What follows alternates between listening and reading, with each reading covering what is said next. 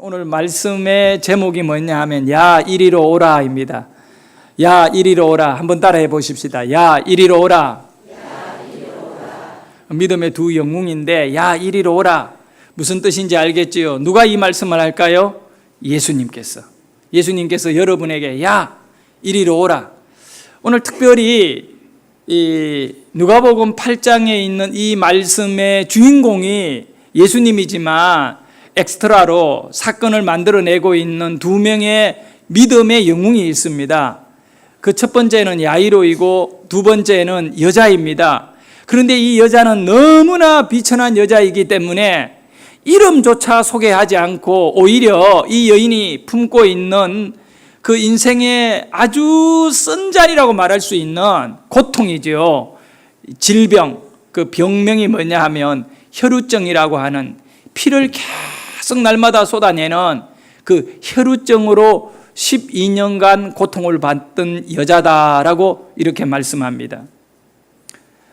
야 이리로 오라고 초청하는 예수님은 야이로에게 혈우증 이 여인에게나 동일하게 지금 현재에도 여러분을 향하여 요청하십니다. 야 이리로 오라. 왜 우리가 예수님께 나가야 됩니까?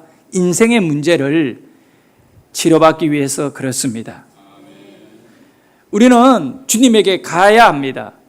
그리고 이 주님의 요청 야 이리로 오라 이것을 외면하지 말아야 됩니다. 우리 한번 따라 하십시다. 야 이리로 오라. 그걸 빨리 합니다. 야 이리로 오라. 야이로. 벌써 제목에서 뭔가 느끼지 않습니까? 야이로. 야 이리로 오라. 야 이리로 오라. 야이로라고 하는 인물이 그 회당장이거든요. 갈릴리 지역의 회당장이라면 갈릴리는 특별히 굉장히 규모가 있는 지역일 수도 있습니다. 그렇기 때문에 거기에서 회당장이라고 했을 때에는 그가 벌써 신앙적으로나 인격적으로 굉장히 존경받는 인물입니다. 아무나 회당장 될 수 없습니다. 경제적으로도 굉장히 이렇게 부유해야 할 뿐만 아니라 학식이라 또 사람들에게 존경받는 그런 인물이 되어야 예수님 시대에 회당장이 될 수 있습니다. 그런 이 야이로 그에게 예수님은 야 이리로 오라. 예수님이 직접 야이로를 이렇게 대놓고 부른 적은 없지만 야이로의 인생을 살펴보니까 시련과 고난을 통해서 하나님이 지금 예수님 쪽으로 야이로를 부르고 계신다는 걸 알 수 있습니다. 여기에 야이로가 반응했던 거예요. 야이로는 어떤 문제를 가졌느냐 하면 딸이 이 불치의 병으로 죽어가는데 그 딸은 외동딸인데 나이가 12살입니다. 그리고 또 믿음의 한 영웅은 혈우병 환자로 12년간 고통을 받다가 이제 죽기 직전에 마지막으로 예수님에게 다가가게 되는 그 발걸음 한 발짝도 디디기 힘든 절망의 여인이었는데 그가 예수님에게 야 이리로 오라고 하는 예수님의 그 영적인 요청에 그의 영혼이 반응해서 예수님에게로 다가갔을 때 이 여인의 인생의 문제가 완전히 해결되었던 것입니다. 야 이리로 오라. 오늘 여러분에게 우리 주님은 요청하고 있습니다. 야 이리로 오라. 어디로 가야 되느냐? 예수님에게로 가야 된다는 거예요. 우리는 야이로와 11년 된 혈우증 이 여인과의 두 인물을 보면서 깜짝 놀라는 것을 발견하게 되는데 뭐냐 하면 너무나 이 비교되어지고 있다는 겁니다. 야이로는 갈릴리 지역에 내노라 하는 재력가요 모든 사람들에게 존경받고 힘있는 사람입니다. 그렇기 때문에 이 야이로의 인생은 성공적인 모델로 볼 수 있습니다. 그런데 12년 된 그 혈우증 여인은 어떻습니까? 너무 비참합니다. 가진 것 모든 것 질병으로 인해 다 날려버린 여인입니다. 그리고 현재는 이제 소망이 없습니다.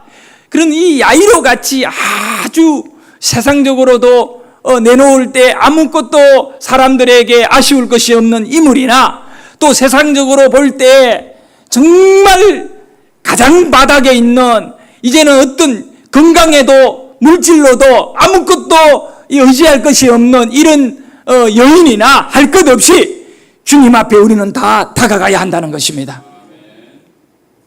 사랑하는 성도 여러분, 야이로가 자기 딸이 12살 먹은 외딸이 있는데 하나밖에 없는 이 딸이 질병으로 죽어가고 있을 때 그는 딸의 옆에서 마지막 죽어가는 딸을 지켜보고 꼼짝할 수 없는 그런 상황이었습니다. 이 절망의 문제를 어떻게 해결할 수 있습니까? 의사들도 더 이상 이 아이를 살릴 수 없는 것입니다. 우리는 이 절망에 떨어졌을 때 다윗이 고백한 것 같이 시편 42편 2절에 보면 다윗은 인생의 고통을 당하면서 자기에게 이 부어진 이 엄청난 아픔과 슬픔을 어떻게 해결하고 있느냐 이거지. 우리 같이 한번 말씀을 보도록 하겠습니다. 시편 42편 2절에 나를 기가 막힐 웅덩이와 수렁에서 끌어올리시고 끌어내신다. 우리 같이 읽습니다. 내 발을 반석 위에 두사 내 걸음을 견고하게 하셨도다. 여러분, 웅덩이에 빠졌습니다. 수렁에 떨어졌습니다. 자기 힘으로는 벗어날 수가 없습니다. 다윗이 그랬고 야이로가 그랬습니다. 또 12년째 혈우병 환자로서 살아가는 이 여인이 그랬습니다. 이 수렁에서, 이 웅덩이에서 누가 나를 건져줄 수 있겠느냐? 그런데 뭐라고 고백합니까? 내 발을 반석 위에 세우시는 분이 있다는 겁니다. 내 걸음을 다시 견고하게 세우는 분이 있다고 합니다. 그분이 누구냐? 예수님이십니다. 예수님은 수렁에 빠져있고 웅덩이에 떨어져 있는 저와 여러분에게 말씀합니다. 야, 이리로 나오라! 내게로 오라! 내가 너의 발걸음에 반석이 되어주고 너의 걸음에 견고함을 주리라. 예수님은 반석이십니다. 이 반석을 의지하는 자에게는 소망이 있습니다. 사랑하는 성도 여러분, 그래서 우리에게 있어 정말 어디를 가서 어디로 피해야 되는가, 어디로 달려가야 되겠는가, 꼼짝하지 않고 절망 속에 그냥 주저앉아 있지 말고 일어나서 달려갈 곳이 있어야 한다는 겁니다. 여러분이 일어나서 달려갈 곳이 있어야 되는데 그것은 바로 잠언 18장 10절에 보면 뭐라고 하느냐 하면 여호와의 이름은 예수 그리스도라고 하는 보혈의 권세의 능력의 이름은 견고한 망대라. 할렐루야. 그러므로 의인은 그리로 달려가서 안전함을 얻느니라. 사랑하는 여러분, 여러분이 달려가야 할 곳이 있습니다. 그냥 내 인생은 이렇게 살 수밖에 없는 그런 나의 어떤 한계의 웅덩이 안에서 갇혀 있지 말고 일어나십시오. 여호와의 이름을 부르며 예수 이름을 외치면서 일어나서 달려가시기를 바랍니다. 여호와의 이름은 견고한 망대라. 그리로 달려가서 안전함을 얻느니라. 여러분의 안전함이 어디에 있습니까? 망대라는 것은 무엇입니까? 망대는 높이 세워져 있는 것이고 여호와의 이름이 망대인 겁니다. 여호와의 이름을 의지하는 자는 적을 보게 되고 악을 보게 되고 또 멸망과 죽음을 보게 되는 것입니다. 그리고 그걸 피하게 될 줄 믿으시기를 바랍니다. 화살이 날아옵니다. 날아오는 걸 보면 왜 안 피하겠습니까? 문제는 이것이 어디로 날아가는지를 모르니까 가만히 있다가 맞아 죽는 거지요. 여호와의 망대가 바로 여러분에게, 여러분이 거리로 달려가야 되는 것이죠. 야이로는 자기 딸이 이제 마지막 순간을 맞이하게 되었어요. 그러면 이 숨을 몰아쉬면서 죽어가고 있는 거죠. 어떻게 할 수 있는 방법이 아무것도 없습니다. 야이로가 할 수 있는 거라고는 딸 곁에서 마지막 죽어가는 그 딸의 손을 잡아주고 눈물을 흘리는 것밖에 더 이상 이제 세상의 의사도 어떤 그런 것도 아마 야이로가 회당장 정도 되니까 기도도 많이 했을 거예요. 다 해봤지만 이제 딸이 죽어가고 있습니다. 의식을 점점 잃어가고 있습니다. 그러면 딸을 가진 이 부모로서 하나밖에 없는 외동딸 12살짜리가 얼마나 이 눈에 넣어도 아깝지 않을 만큼의 귀한 딸입니까? 그 딸이 죽어가는 모습을 바라볼 때 그 아버지의 마음은 어떻겠습니까? 정말 그 1초 1초가 너무너무 귀할 것입니다. 그리고 그 자리를 야이로는 떠날 수 없습니다. 딸이 남아있는 몇 분간의 삶을 어떻게 외면할 수 있습니까? 거기 딸 옆에서 어쩌면 이 딸이 땀을 흘리면서 막 마지막 순간에 힘들어할 수 있을 겁니다. 그때 엄마가 손을 잡아주면서 사랑한다 딸아 힘내라 이렇게 할 수도 있을 겁니다. 그런데 야이로에게 있어 새로운 변화가 일어납니다. 여호와의 이름은 견고한 망대라. 견고한 망대가 되는 것입니다. 의인은 그리로 달려가서 안전함을 얻으리라. 이 야이로는 죽어가는 딸 옆에 손잡고 그렇게 보낼 수 없었습니다. 견고한 망대를 향하여 달려가리라. 야이로가 벌떡 일어났습니다. 그리고는 방문을 박차고 밖으로 달려가서 마당을 지나서 골목을 지나서 어디론가 막 달려가고 있습니다. 갑자기 야이로가 뛰고 있습니다. 아마 야이로의 영혼 속에 이미 성령의 야이로를 향하여 야 이리로 오라고 하는 강한 요구에 이끌림을 받는지도 모르겠습니다. 야이로가 그렇게 거리로 뛰어나가서 달려갔는데 알고 보니까 야이로가 어디로 갔느냐 하면 많은 사람들이 모여있는 곳을 향하여 달려갑니다. 그리고 사람들을 헤치고 들어가서 그 중심에 계시는 바로 예수라고 하는 분 앞에 가서 땅에 엎드렸습니다. 누가복음 8장 41절에 보면 이렇게 기록하고 있습니다. 이에 회당장인 야이로라 하는 사람이 와서 예수의 발 앞에 엎드려 자기 집에 오시기를 구하니. 사랑하는 여러분, 우리는 단순히 이 야이로가 그냥 예수님에게 나와 딸을 살려달다 이렇게 보면 안 됩니다. 지금 이 긴박하게 돌아요. 야이로가 주님 앞에 나갈 수 없는 악조건이 얼마나 많은지 모릅니다. 가장 첫 번째로 지금 내 딸이 몇 초 몇 분 어떻게 살지 모르는 상황 속에 그 딸을 바라보지 않고 그냥 예수님에게로 달려왔다는 자체가 믿음이 아니면 불가능하니. 두 번째는 당시에 예수님은 아직도 많은 시비의 대상입니다. 그래서 예수님을 모함하고 예수님을 대적하는 세력들 중에 특히 이 교회 그 당시 이 교회의 지도자들, 장로들이나 아니면 이런 바리새인들이나 사두개인이나 이 종교적 지도자들이 있잖아요. 이 사람들이 전부 다 예수님을 굉장히 핍박했습니다. 이 야이로도 이 종교적 지도자거든요. 회당장 정도 되는데, 그런데 이 회당장 정도 되는 사람이 쉽게 예수님에게 무릎을 꿇어버린다는 것은 그는 많은 이슈를 일으키고 논란의 여지를 만들어낼 수 있는 그런 위치에 있습니다. 그런데 야이로는 그런 거 이런 거 따지지 않았습니다. 예수님께 엎드려서 마가복음에서는 뭐라고 말하느냐면 내 집에 오셔서 내 딸에게 안수하여 기도해 주시면 내 딸이 낫겠습니다 라고 고백하고 있습니다. 자기 딸에게 와달라고 그렇게 엎드려 버렸던 겁니다. 예수님께 나가는 사람들이 다 대로가 열려 있기 때문에 그냥 쉽게 나가는 거 절대 아닙니다. 여러분도 마찬가지일 겁니다. 그 12년 된 혈루병 여인도 한번 생각해 보십시오. 이 여인도 예수님 앞에 다가가게 될 때 얼마나 많은 어려움이 있지만 그걸 다 헤치고 나갔습니까? 여러분 어떻습니까? 조그마한 방해거리만 있으면 주저앉아 버리잖아요. 예? 견고한 망대를 뒤로 해버리고 안 된다라고 부정적인 믿음을 갖고 끝내버리잖아요. 그런데 12년간 혈루병 환자로 살았던 이 여인도 이미 몸이 엉망입니다. 마가복음 5장에 보면 26절에 이렇게 기록하고 있습니다.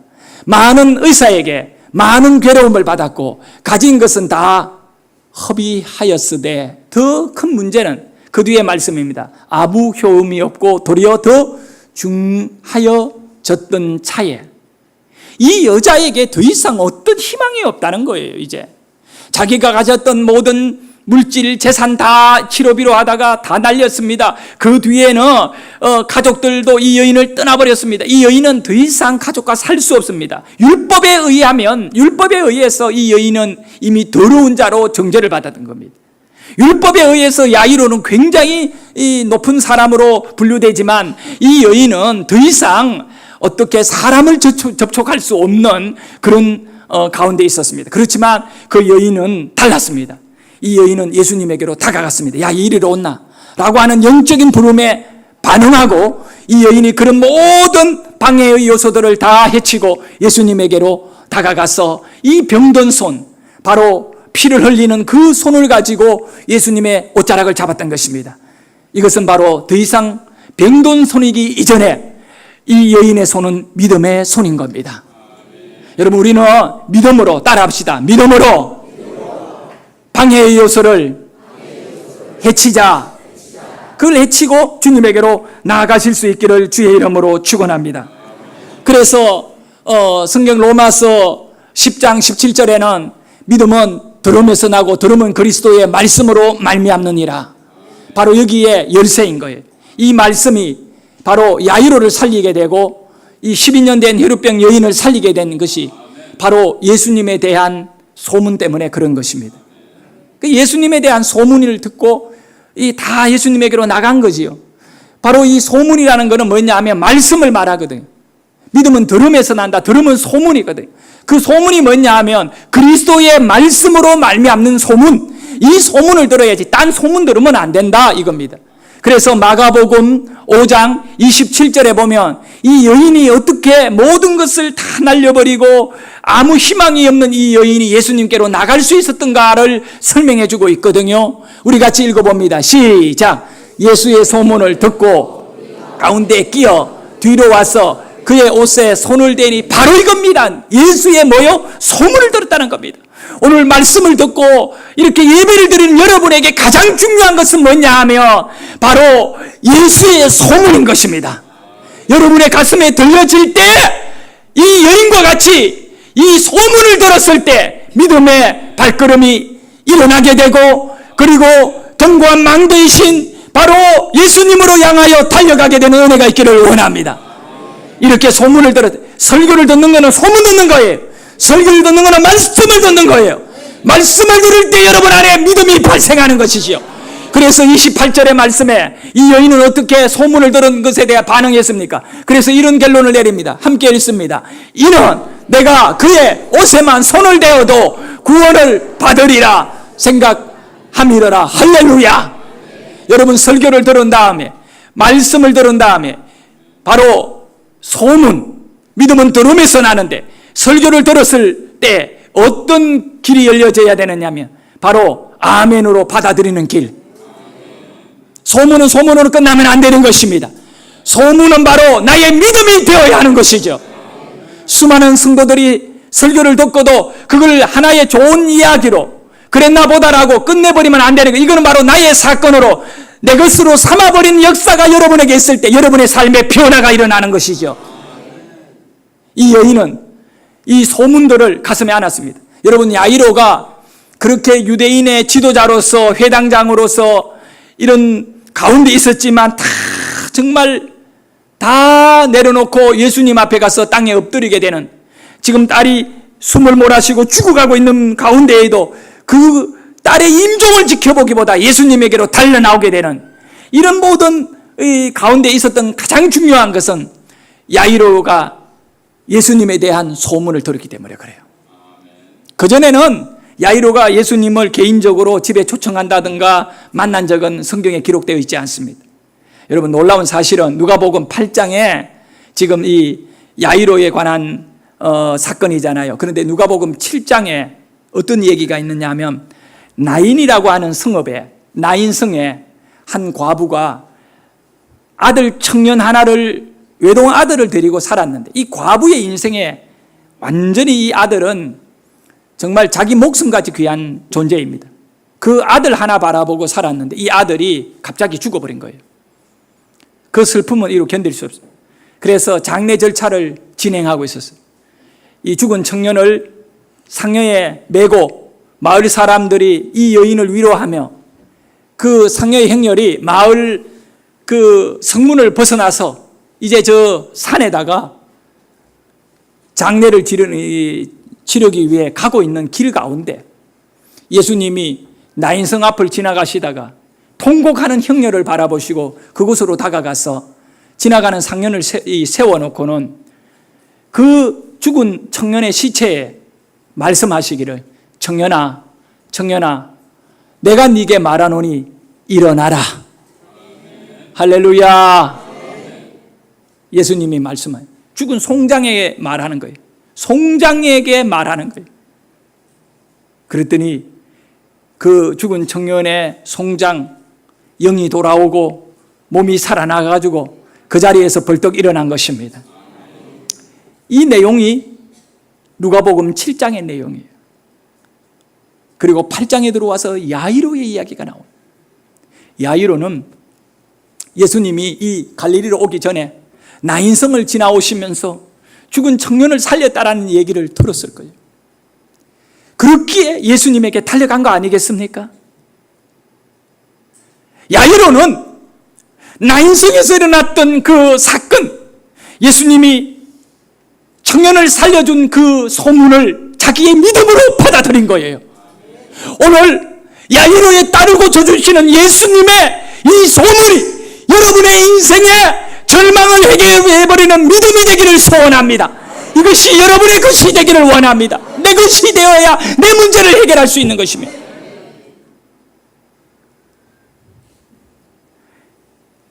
이 놀라운 믿음의 역사는 저는 언제나 부정적인 생각을 갖고는 절대로 되지 않는다고 봅니다. 소문을 들을 때 전부 긍정적으로 아멘으로 받아들이고, 내가 예수님의 옷자락만 잡아도 내 몸이 나을 것이라고 하는 초긍정적인 믿음, 이 믿음을 예수님은 외면하지 않았습니다. 사랑하는 우리 성도 여러분, 여러분의 신앙에 오늘 수많은 소문을 들음에도 불구하고 여러분의 믿음이 꼼짝 안 하고 수렁에 빠져서 벗어나지 못하는 원인이 뭡니까? 그것은 여러분들이 믿음이라고 하는 이 틀이 절대 긍정임을 제대로 깨닫지 못하기 때문에 무조건 믿기만 하라, 믿기만 하라, 믿음인 것입니다. 내가 그의 옷자락만 만져도 내 몸이 나으리라고 하는 이 여인은 예수님에게 손을 내밀 수 있었습니다. 그런데요, 야이로와 이 12년 된 혈루병 여인과의 이 사회적 어떤 종교적인 어떤 인간의 모습으로 볼 때에는 엄청 차이가 있잖아요. 여인은 뭐 가진 거 아무것도 없지요. 야이로는 명예도 가지고 돈도 가지고 다 있지요. 근데 예수님 앞에 딱 다가와서 한순간에 모든 것이 뒤집어져 버려요. 지금 아직 야이로의 딸은 집안에서 죽어가고 있는데 중간에 12년 혈루병 여인이 끼어들어서 예수님의 옷에 일방적으로 손을 대고 나아버린 겁니다.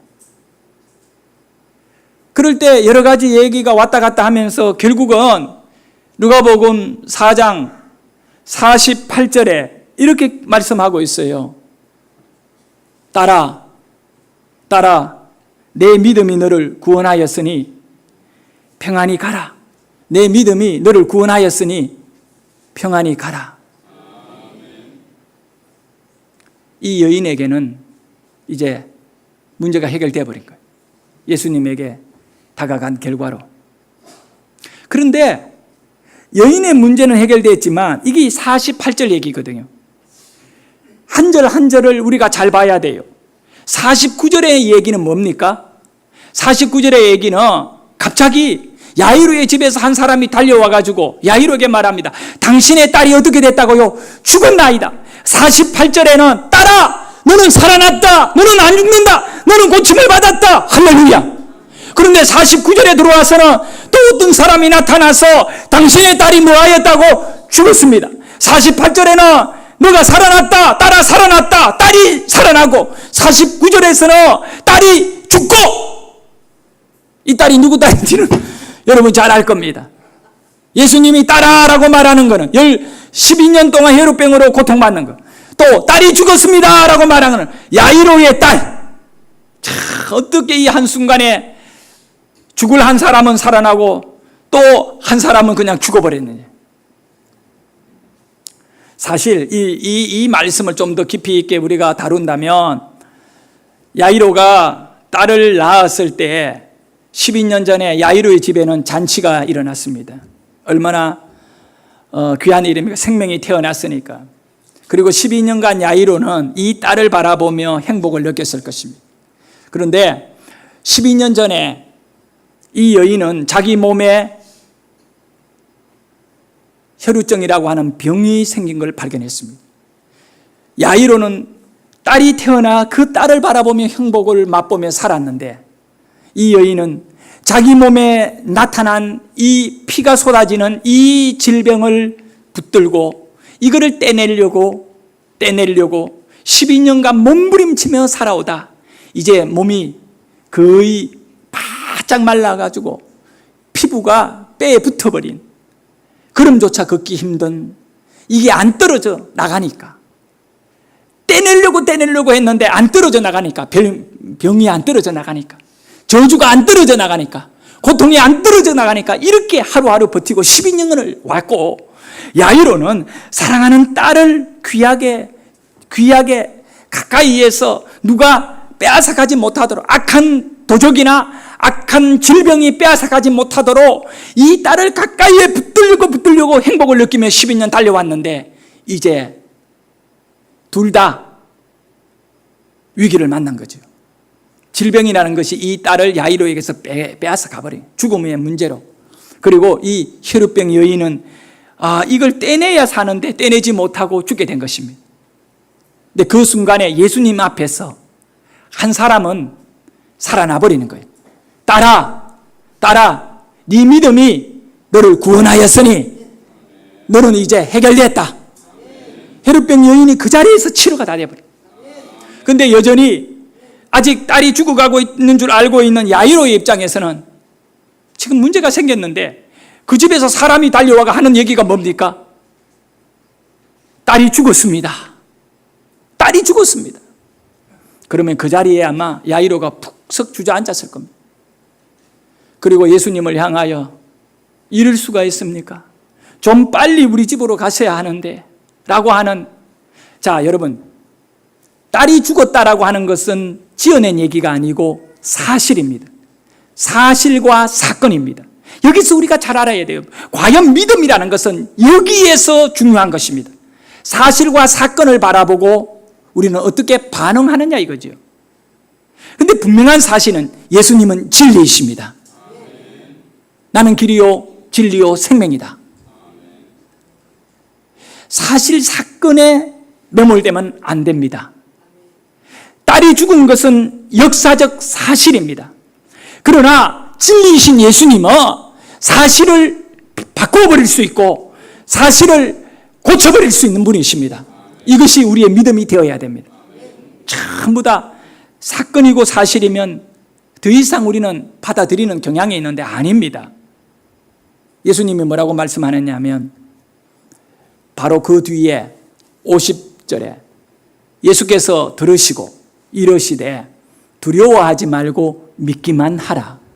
그리하면 딸이 구원을 얻으리라. 네 딸이 죽은 것이 사실이지만 그러나 너가 사실의 결과로 인하여 두려워하지 마라. 사실이다 하더라도 두려워하지 마라.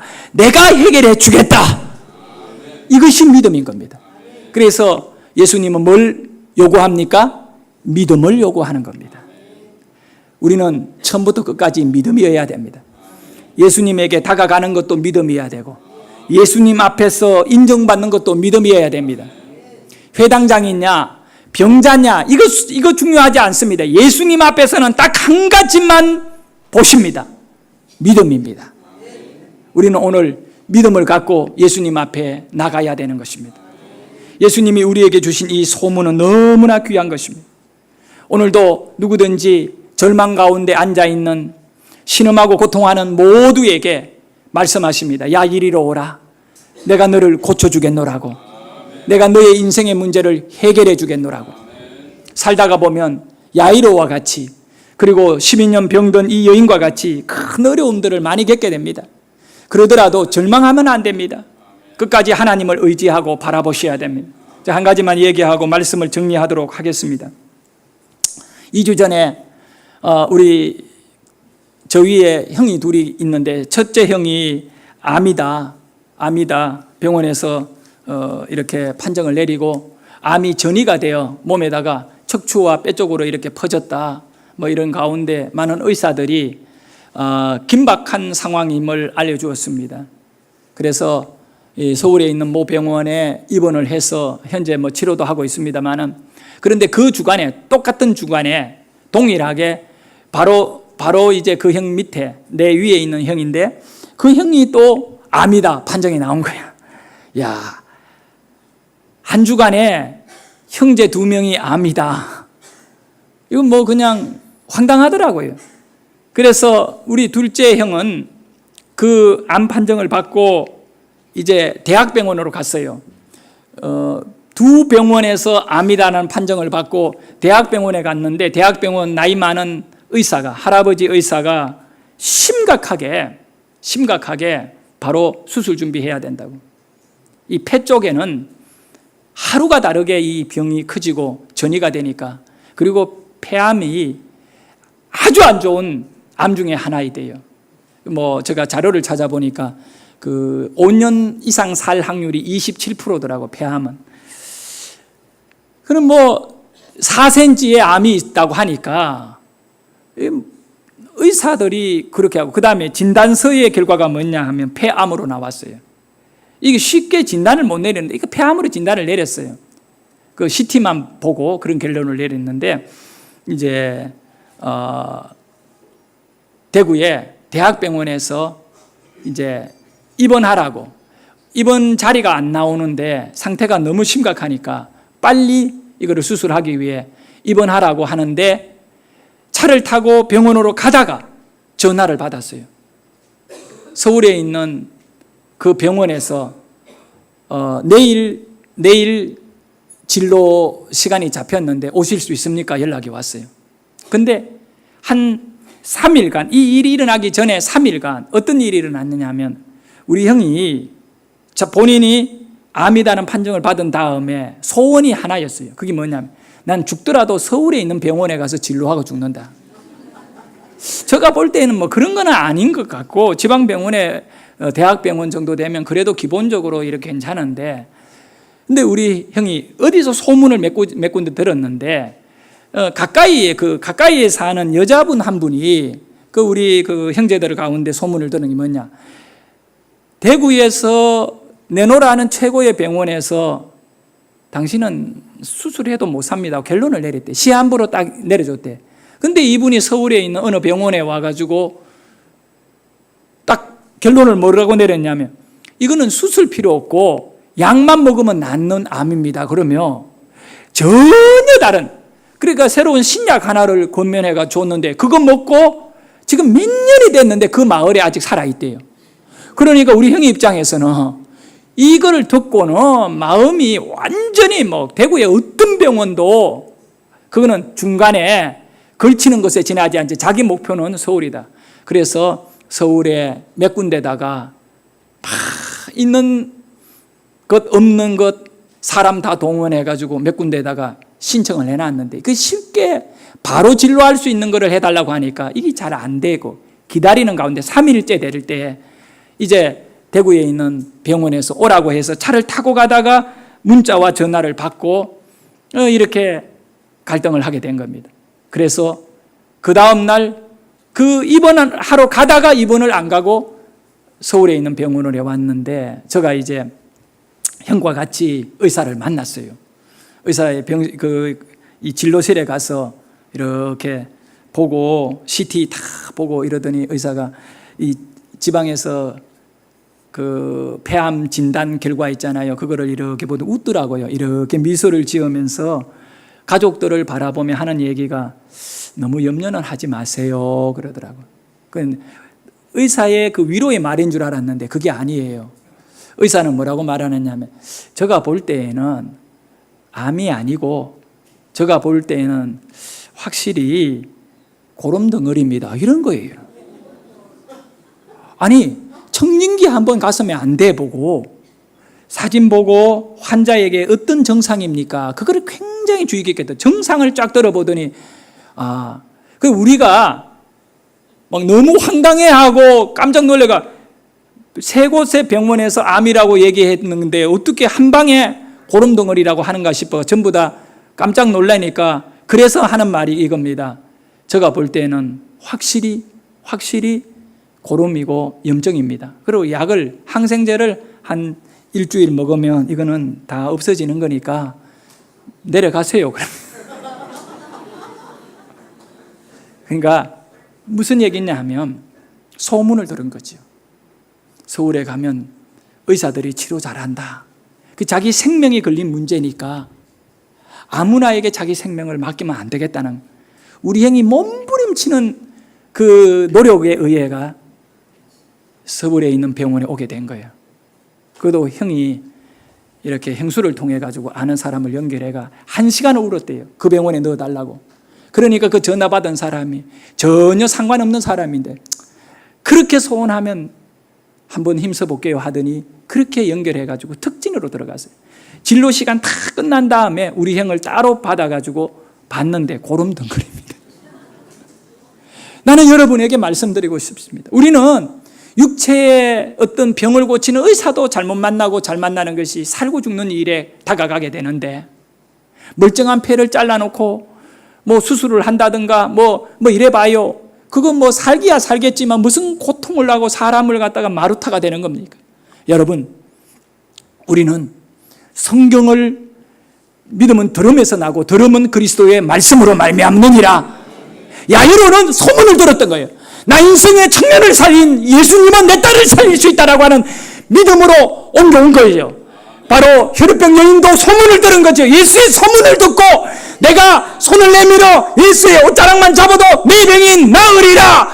그래서 예수님은 이 여인에게 따라 네 믿음이 너를 살렸다. 그리고 야이로에게도 예수님이 말씀합니다. 네가 나에게 다가왔지 않느냐? 내가 너에게 오라고 하는 요청에 네가 왔지 않느냐? 두려워하지 말고 믿기만 하라. 뭘 믿으라느냐? 소문을 믿으라는 거야. 예수님에 관한 소문을 믿으라는 거야. 야이로의 그 모든 상황은 지금 돈을 믿는 것도 아니고 다른 어떤 것도 이미 딸이 죽었다고 하는 그 절망의 순간에도 예수를 믿으면 희망이 있는 것이죠. 오늘 우리는 어떻습니까?